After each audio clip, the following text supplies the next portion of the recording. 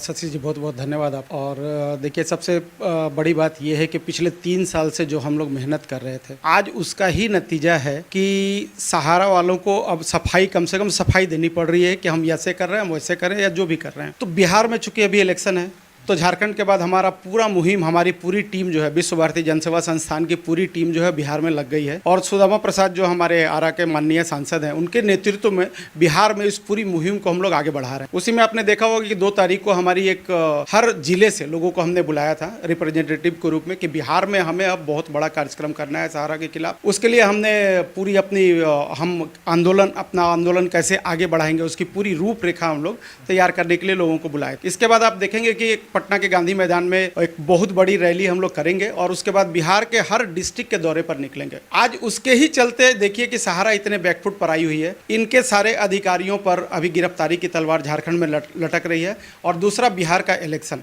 Election से BJP को बहुत बड़ा फर्क पड़ने जा रहा है। और हम तो ये दावे के साथ मैंने अब आपको बता रहे हैं कि नीतीश कुमार हो, चाहे कितना भी पलटी मार के इधर से उधर हो जाएं, अब इस बार सहारा के जो निवेशक, वो एकदम निर्णायक भूमिका में आपको बिहार के इलेक्शन में दिखेंगे। हम लोग सबको जागरूक करने निकल रहे हैं। ये लोग हमारे बारे में कितना भी गलत प्रचार कर ले कि हम लोग चंदा चोर हैं, हम लोग चंदा लेकर लोगों से इधर से उधर कर रहे हैं, तो आज के डेट में किसी को बताने की ज़रूरत नहीं है। हमारी संख्या मतलब कंटिन्यू बढ़ रही है। मैं आपको बता दूं कि अभी तक हम लोग 50,000 की संख्या के ऊपर चले गए। अब हम लोग क्या है कि लोगों को ये भी बता रहे हैं कि अब पैसा देने की ज़रूरत नहीं है। जो लोग हमारे साथ जुड़ना चाहते हैं, अगर आपकी क्षमता नहीं है, हमें वो 250 रुपये देने की भी ज़रूरत नहीं है, आप ऐसे ही हमसे जुड़ जाओ। क्योंकि कोर्ट में हमें पैसा क्यों चाहिए? हमें कोर्ट में लड़ाई के लिए पैसा चाहिए, वकीलों को देने के लिए पैसा चाहिए, और उतना पैसा आ गया है।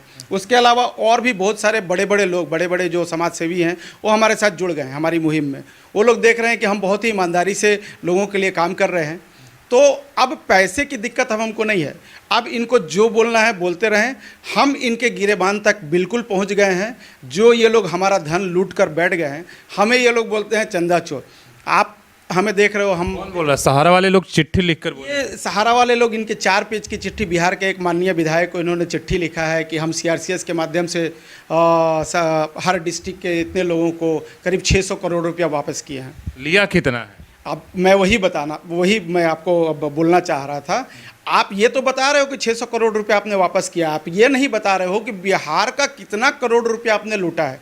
हमने एक अनुमान लगाया है कि बिहार का करीब करीब 1 लाख करोड़ रुपया सहारा के ऊपर बकाया है। 1 लाख करोड़। ये तो उठ के मुंह में जीरा हुआ 600 करोड़, जहाँ 1 लाख करोड़ की बात हो रही है। देखिए, ये क्या है कि सेंट्रल, ये तो मालूम ही है कि अमित शाह साहब इनसे पूरा पैसा खाकर सहारा के लिए पूरी फील्डिंग कर रहे हैं। और ये सब उसी की बानगी है कि सहारा इस तरीके का लेटर जारी कर रहा है। अरे आप बताओ ना, इसके अभी ये तो सोसाइटी का पैसा है। सोसाइटी के अलावा भी इसके बाद इन्होंने हेथोरियम, एक मतलब क्रिप्टो करेंसी था, उस क्रिप्टो करेंसी के नाम पर पैसा उठाया है। उसके बाद स्कूटी रेंटल के नाम पर इन्होंने पैसा उठाया है। सब कुछ ये सहारा के ऑफिस से हुआ है। तो ये सारा चीज़ सेंट्रल गवर्नमेंट के नज़रों के सामने ये लोग मतलब पब्लिक को लूट कर गए हैं। और अब ये लोग बचने वाले नहीं हैं। हमारे NGO ने इनको सब तरफ से घेर लिया है। अब इनको बहुत दिक्कत हो रही है, इसीलिए इस तरीके का ये बरगलाने वाला चीज़ कर रहे हैं। लोगों को बता रहे हैं कि भाई NGO वाले लोग कुछ लोगों को गुमराह करके अपनी तरफ करके, और इस तरीके का क्या लग रहा है इसमें गर्दन फंस गई है? बीजेपी को बड़ा नुकसान होने वाला है, इसलिए सहारा अब आगे आकर चिट्ठी जारी कर रही है इस जन जागरण से, इसलिए कि झारखंड में उन्होंने परिणाम देख लिया है और उनको लगता है कि बिहार में इस तरह के दोहराव ना हो, और इसलिए कि सेंटिमेंटल मुद्दा है। जिन निवेशकों का पैसा जुड़ा है वो पार्टी जाति सबसे ऊपर उठकर वो काम कर रहे हैं, लेकिन ना उनके लिए पार्टी फर्क पड़ रहा है, ना जाति, किसी भी खांचे में नहीं बांध पा रहे हैं। जो निवेशक है, जिनका पैसा इतने दिनों से सहारा के पास फंसा हुआ है, इससे लगता है कि कहीं ना कहीं अगर ये मुहिम आगे अगर ज़्यादा हवा अगर देती है, आगे बढ़ती है, तो इससे बड़ा नुकसान होगा।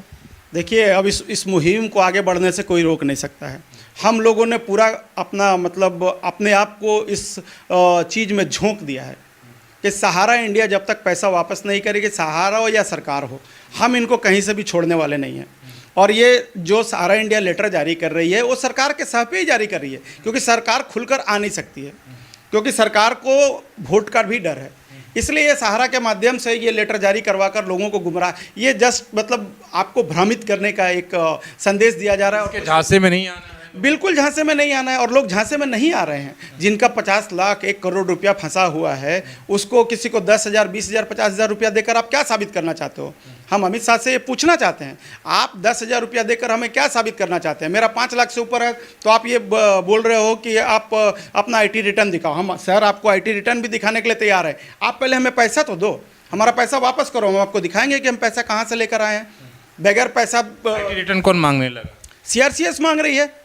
क्यों मांग रही है? उसको क्यों मांग रहा है?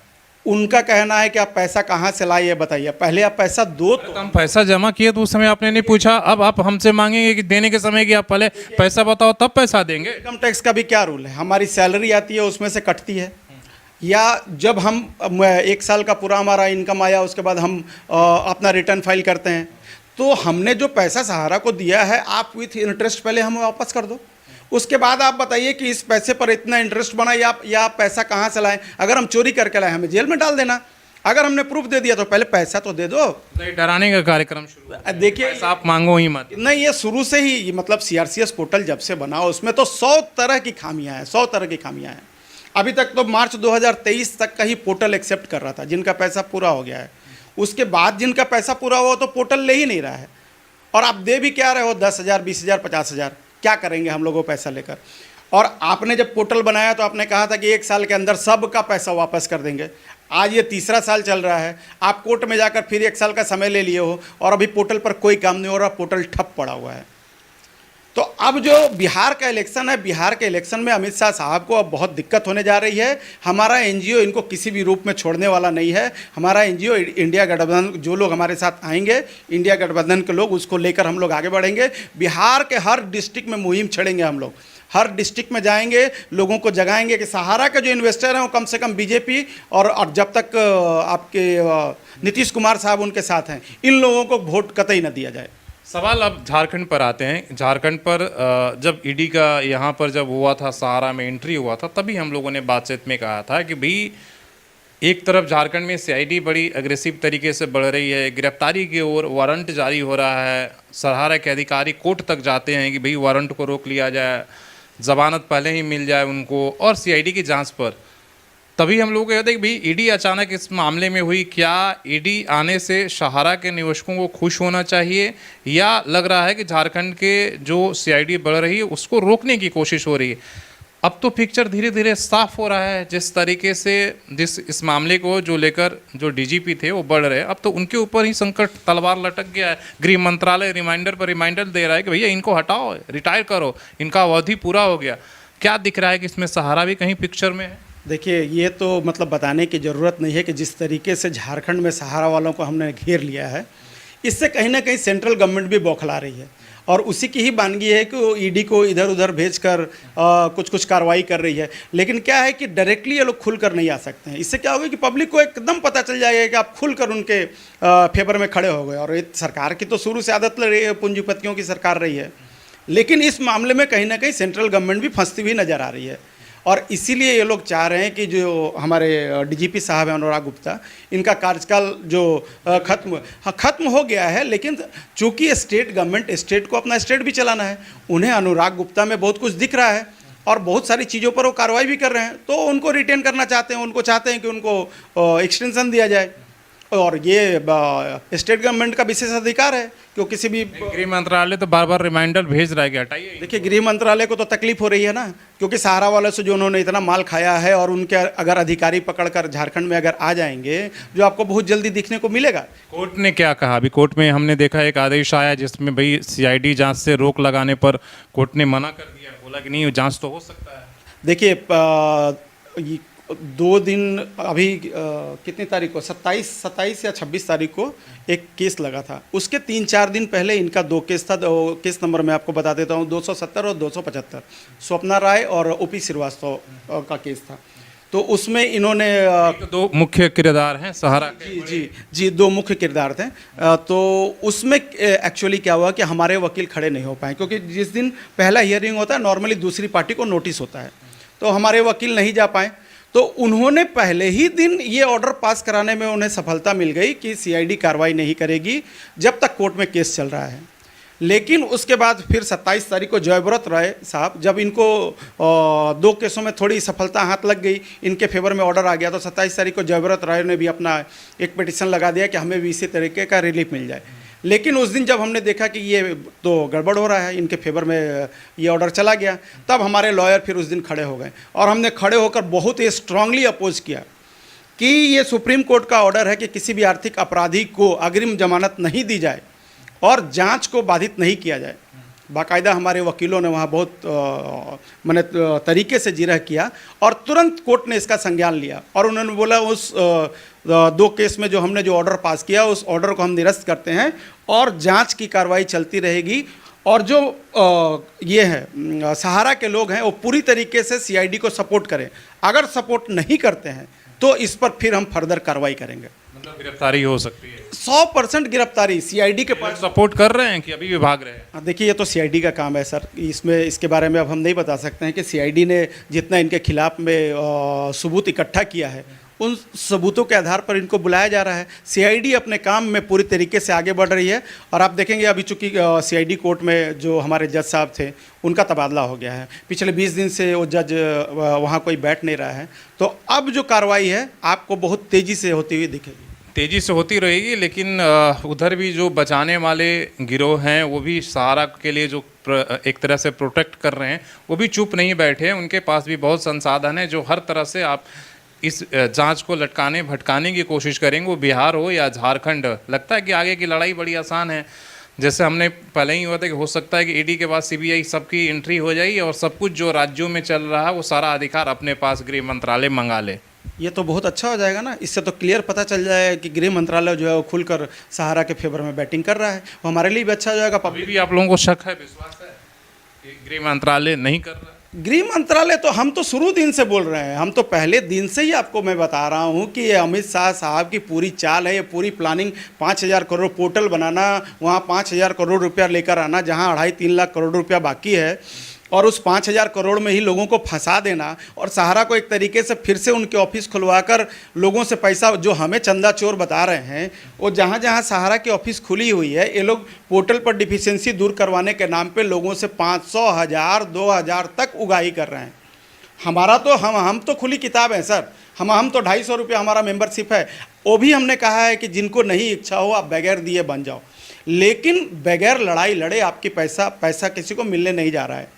और देखिए हमारी ताकत क्या है, हमारे पास पैसा नहीं है, हम जुनून से लड़ रहे हैं, लोगों को संगठित करके लड़ रहे हैं। और पब्लिक जिस दिन निकल गई सड़कों पे, बड़ी बड़ी सरकारों को हिलते हुए देखा है, आपने जेपी का मूवमेंट भी देखा होगा, स्टूडेंट गांधी मैदान से स्टूडेंट खड़ा होकर पूरा इंडिया में उन्होंने आग लगा दिया था। तो ये तो बहुत बड़ा मैटर है, 13 करोड़ लोगों का पैसा फंसा हुआ है।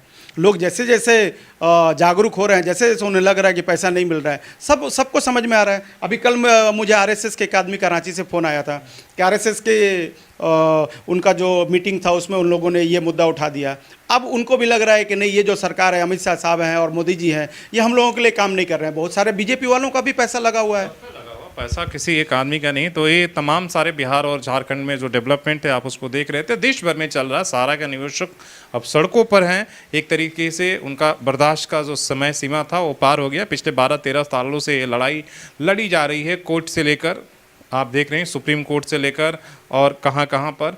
तो अब जो है इसलिए जन जागरण शुरू हो चुका है। यार आपको भी इसमें क्या लग रहा है, सहारा मामले को लेकर आप कितना लग रहा है कि निवेशकों का? हाँ बोलिए। ये आपके माध्यम से हमारी बात जितने भी लोग देख रहे हैं या सुन रहे हैं, सभी इन्वेस्टर को हम बोलना चाहते हैं कि आपकी लड़ाई है, आप निकलकर हमारे साथ में आइए।